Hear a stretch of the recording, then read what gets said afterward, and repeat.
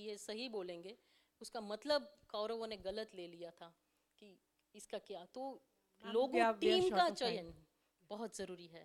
Sorry, we are short of time. Okay, thank you very much. I'm Jagriti. Thank you.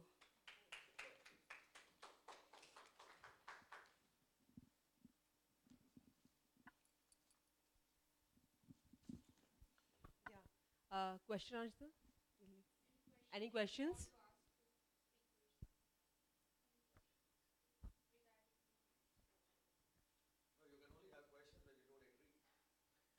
Yes. No, no, any other queries or what? I just had an observation to all four of you. Right? For me, the leader is the guy who can touch, move, and inspire people. Yes. And the guy who can only do it where he has a conviction about himself. You've got to be naked in your thoughts and actions to yourself. Because you're the Christ and you are the everyone to yourself. You are complete. The problem is that we suffer from a mental deficiency. And we are all prisoners in the vastness of our prison. So whether we call it vulnerability or whether we call it anything, it's pure common sense. Unfortunately, common sense has become very uncommon these days. Yes. That's all I want. But it was fantastic. Thank you very much all for. Thank you. Thanks a lot. Can I say something about that? Because I think that common sense has been lost because HR departments have come in and started to govern things in organisations through fear-based thinking. Whereas HR are a fantastic resource and a fantastic tool, and it can be used creatively and supportively. But because often HR is now all about legalities and being sued and so on, that they come in and create this fear-based culture in organisations. So unfortunately, common sense kind of goes down the plug hole when you get that kind of HR-based thought in the workplace. But if we can work on the basis of being open and vulnerable and honest and with conscience, then things will change in the workplace, and we won't need that fear-based department to come in anymore. In fact, HR, what you said is absolutely right. They are as straight as a circle. What's right? As straight as a They are as straight as a circle. See, the question is that they need to empower people. Yeah, absolutely. We are here to direct people. Yeah. The control and command is the greatest insult to a human being. We're all born free. You and I may have a difference of opinion, but why have a difference? Yeah. So as you're speaking about that, the thing that occurs to me is that the purpose of HR is actually geared toward business itself and to the purpose of HR is actually geared towards business and the bottom line, instead of looking at how to support the people themselves. And when we focus on the support of people, it's that process of me seeing you and you seeing me. And in that seeing of each other, self-actualization can start to happen and the honesty can come. And when that becomes our goal, the other problems that are there that need to be solved start to have the solutions that are going to move forward. They're going to be progressive, right? But I think until we actually look at the inception of the motivation itself, where business becomes more important, profits become more important than the people who are helping to create them, we're going to continue to perpetuate the problems that we're dealing with. And so that comes back to what you're talking about, leadership, where from the very top going to the very bottom, we have the leader herself or himself has to be able to be transparent, or as transparent increasingly as they possibly can, right? And in that transparency with the self, they are able to set that model, that tone, that that example, and their actions follow as such. And so people who, and I experience this myself in my clients that I work with and in the organizations that I work with, that when I start down that path, people who don't want to be that honest, they deviate from me. And people who are wanting to learn how to be that honest with themselves come closer, and we are able to do great work. And so I think that that is a longer-term solution to what we're talking about. Of course, it's the work on the self, but it's also recognizing what is the overall goal in a business. And I think that's part of the problem that I see in the US that is starting to take on a different tone, and that is looking at human capital, and I say it that way, tongue-in-cheek, looking at that as being the most important capital that we have to work with, and not in a way of trying to manage to get a result, but in a way of actually creating this that's real between us. Can I just say one more thing about that?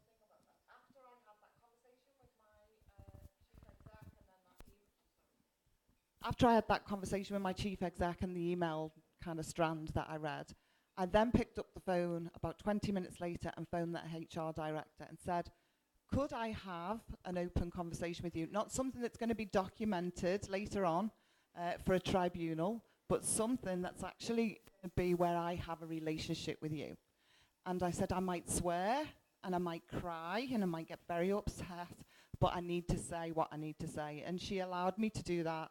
And what happened was that as I became vulnerable and I began to cry with her about how it had plugged into all my old family stuff of being dangerous and a liability in my family, that she then began to open up and she began to cry also. And she said, what I realized is all the directors of this board that I work with are male.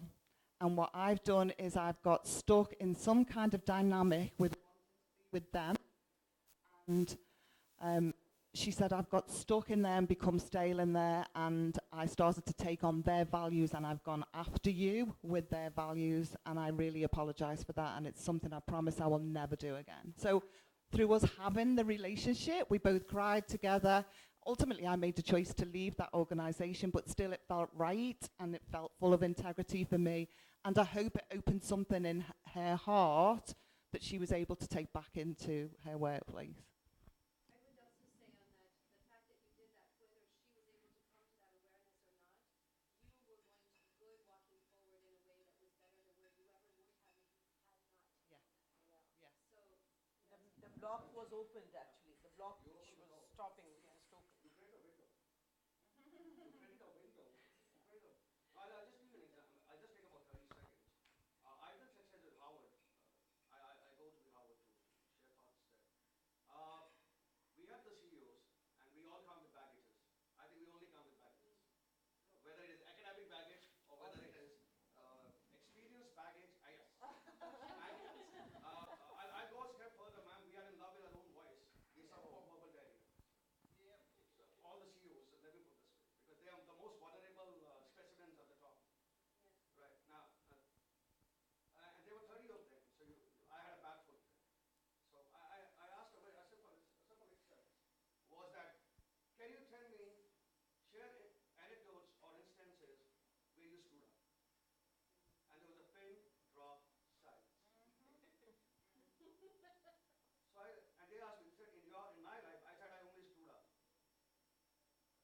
The only thing I did in my life was I had so many failures, but I learned from them. Yeah, So I'm proud of my failures. And next, Absolutely. I celebrate them. Otherwise, how do you go ahead? Because the guy who says he didn't screw up, he has to be in a mental asylum or a psychotherapist. Well, and it also creates a bigger problem in leadership perpetuated, because what I speak about is this idea of the virgin birth of success, that somehow it arose like the Venus de Milo out of the waves, perfectly formed as it was, and nothing bad happened in the process, right? Because Which- then, sorry, Yes. the person is just a boss. Right. A boss is always right, and that's it. And then Please, we have please this don't idea get that we offended. cannot Just change follow those alphabets. You have BOSS. Turn it around. I don't need to explain that. SSOB. So don't go into the details. The guy understands. No, but it is correct what you're saying, that when I said that, a leader is not a leader from 8 o'clock in the morning to 10 o'clock at night. It answers it all. Until you are a person who is convinced of what you're saying and genuine in what you're doing. For the, yeah. Countless time, countless situations. Always. Always. There is no boundary in every field, in any field, especially in the crisis management. When you are success, it's okay. Actually, we love to create crisis. We have to come across that we love to first create a chaos. And then All the declare it. executives, when I talk to them, they love to create a chaos. Then they put all the energy to manage the chaos. And then they say, hey, we managed it. Damn it, but why did you create it? And that is actually success. I loved what you said.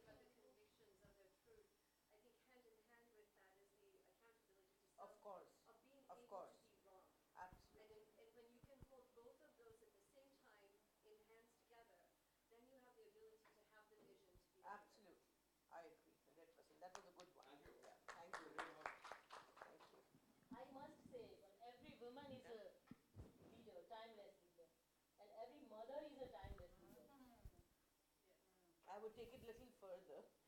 Um, uh, I'm sorry, since we are in a women economic forum, I'm not a feminist. Having said that, why I'm saying this is because feminism has also distorted to such a point that we forget everybody else. We have to respect every human being, man or woman. Man has to be respected, a woman has to be respected, and period. Nobody is less or more than anybody else because we are born equals. That's it. So that's why I know. Thank you. The father is a big leader. Thank you so much, audience. Thank you. Yeah. Lovely organizer. Thank you so It much. was a nice conversation and discussion we had. Thank you, ma'am. Very nice, lovely. Thank you. Thank you very much. Thank you very much. Thank you. So I'll be able to watch yours and then get someone to translate. You refresh me. I met you in our office once. Thank you, Thank you, ma'am. Right. One thing, where did I see you? We had a meaningful conversation once. How have you been? I've been absolutely great. So what are you doing now? Listen, I'm in a coaching. I work with, I'm a coach to about 4,000 women entrepreneurs in India. Well Enjoying myself. Sure. Always a privilege to great. And this is my company. You can go to party. Also doing some coaching. I love to learn from you. Come on. We both learn from each Tell me, I'm such an idiot that I can't learn.